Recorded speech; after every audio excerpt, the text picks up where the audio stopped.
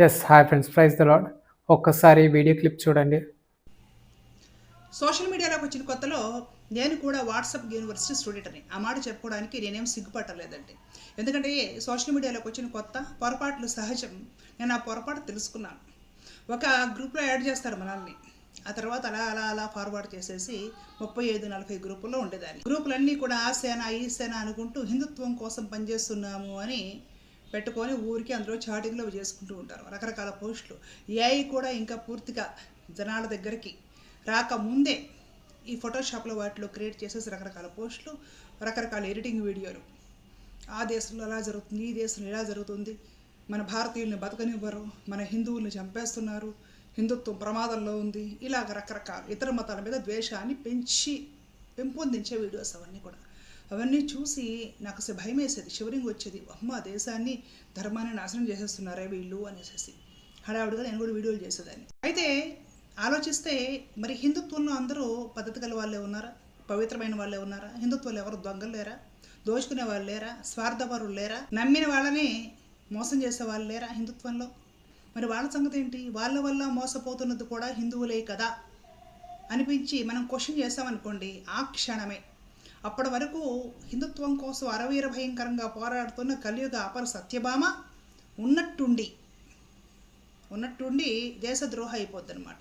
హిందూ ద్రోహి, హిందూ వ్యతిరేకి, హిందూ ముసుగులో నాటకం వేసిన క్రిస్టియన్, పాకిస్తాన్ నుండి డబ్బులు వచ్చాయి, రకరకాల ఆల్ఖైదా సంస్థల నుండి నాకు డబ్బులు వచ్చాయి, ఇవన్నీ క్రియేట్ చేస్తారన్నమాట. అంటే వీళ్ళని క్వశ్చన్ చేయకూడదు. ఇప్పుడు ఎలా అయితే ఈ స్టూడెంట్స్ పాపము ప్రభుత్వాన్ని క్వశ్చన్ చేస్తుంటే ఈ భజన బ్యాచ్ వీళ్ళందరినీ దేశద్రోహుల కింద చిత్రీకరిస్తుందో, ప్రశ్నించిన దానికి, నిరసన తెలియజేసిన దానికి, మరి హిందుత్వంలో కూడా ఇన్ని లోపాలు దోషాలు ఉన్నాయి కదా, దీనివల్ల బాధపడేది మోసపోయేది కూడా హిందువులే కదా అని మనం కానీ మాట్లాడామంటే మనల్ని కూడా హిందూ ద్వేషిగా, దేశద్రోహిగా వీళ్ళు చిత్రీకరిస్తారు. అంటే వీళ్ళు డిసైడ్ చేస్తారు ఎవరు హిందువులు ఎవరు కాదు, వీళ్ళు డిసైడ్ చేస్తారు. మరి మా తాతలు ముత్తాతలు వాళ్ళ ముత్తాతలు మొత్తం అందరూ హిందువులే కదా. వైష్ణవ సాంప్రదాయం పాటించిన వాళ్ళు, మా కులదైవం వేణుగోపాల స్వామి వారు, మాకు టెంపుల్ ఉంది. అయినా సరే ఈ సోషల్ మీడియా ఏ బ్రాసీ గాళ్ళు డిసైడ్ చేస్తారు ఎవరు హిందువులు ఎవరు హిందువులు కాదు. వీళ్ళు డిసైడ్ చేసేది మమ్మల్ని. ఈ సత్యభామ అక్క గారు ఒకప్పుడు వాట్సాప్ యూనివర్సిటీలో ఒక రాజకీయ పార్టీ కేవలం వారి రాజకీయ అధికారాన్ని కాపాడుకోవడానికి అమాయక హైందవులను రెచ్చగొడుతూ ఇతర మతాలను దూషించే విధంగా ఇతర మతాలపైన అమాయక హైందవులను రెచ్చగొడుతూ వారికి ఉద్రేకాన్ని ఉసుకొల్పి నూరిపోసే మతాన్ని నూరిపోసే కొన్ని రాజకీయ పార్టీల ఆ యొక్క వాట్సాప్ యూనివర్సిటీ నుండి బయటికి వచ్చి ఈరోజు ఈ సహోదరి సత్యాన్ని ఎంతో నిక్కచ్చుగా సత్యాన్ని ఎంతో స్పష్టంగా మాట్లాడుతూ ఉన్నారు. నిజంగా అందుని బట్టి సహోదరి సత్యభామ గారికి హ్యాట్సప్ తెలియజేస్తూ ఉన్నాను. ఎందుకంటే ఆ ఉచ్చు నుండి బయటికి రావడము అన్నది బయటికి వచ్చినా కూడా మరి ఏమంటారు అని అక్క మాటల్లోనే చెప్తా ఉంది. బయటకు వచ్చిన వాళ్ళని ఇలా సత్యాన్ని మాట్లాడే వాళ్ళని వాళ్ళ హిందువులైనా కూడా నిజంగా నిజాయితీగా సత్యాన్ని మాట్లాడే వాళ్ళని ప్రతి ఒక్క చోట లోపాలు ఉన్నాయండి. లోపాలు లేని మతము లేదు, లోపాలు లేని రాజకీయం లేదు, లోపాలు లేని మనుషులు లేరు. ప్రతి ఒక్క చోట లోపాలు ఉన్నాయి. అలాగని ఉన్న సత్యాన్ని నిక్కచ్చిగా మాట్లాడితే అది హైందవులైనా కూడా ఏమని మాట్లాడుతూ ఉన్నారు ఈ వాట్సాప్ యూనివర్సిటీలో ఉన్న వాళ్ళు? దేశద్రోహులు, హిందూ వ్యతిరేకులు అని చెప్పి వాళ్ళపైన నిందలు వేస్తూ వాళ్ళని తప్పుగా చూపించే ప్రయత్నం చేస్తూ ఉన్నారు. ఇది ఎంత బాధాకరమైన విషయం కదా.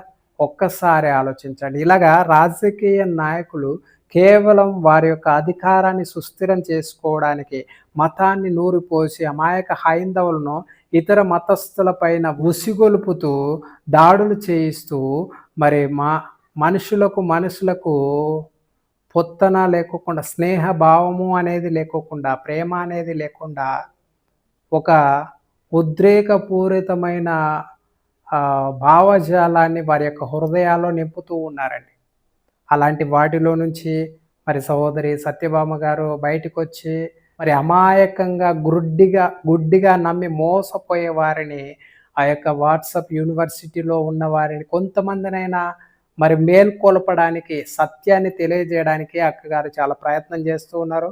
ఇది చాలా మంచిది. నిజంగా మేము కూడా కొంతమంది దొంగ బోధకులు చేసే వాళ్ళ మోసాలను గురించి, తర్వాత కొంతమంది పాస్టర్లు కేవలం వాక్యాన్ని వక్రీకరించి తమ స్వలాభం కొరకు, స్వప్రయోజనం కొరకు బ్రతుకుతున్నటువంటి వారిని మేము ఎలాగైతే మరి మాట్లాడి వారికి తెలియజేస్తూ ఉన్నాము క్రైస్తవ సమాజానికి, అలాగే అక్కగారు కూడా హైందవ్యంలో ఉన్న కొంతమంది మోసగాళ్ళ నుండి మరి వారి యొక్క అమాయక హైందవులను కాపాడుకోవడానికి అక్కగారు ప్రయత్నం చేస్తూ ఉన్నారు.